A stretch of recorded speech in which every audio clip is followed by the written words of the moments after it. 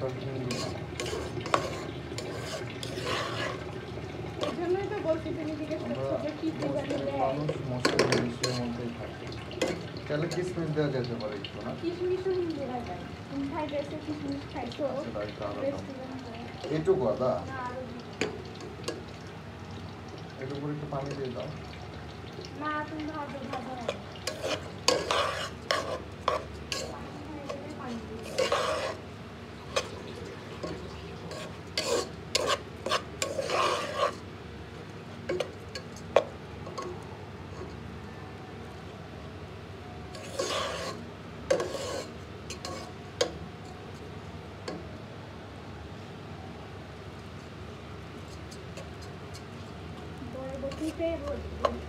বরবটি কোথায় গেল?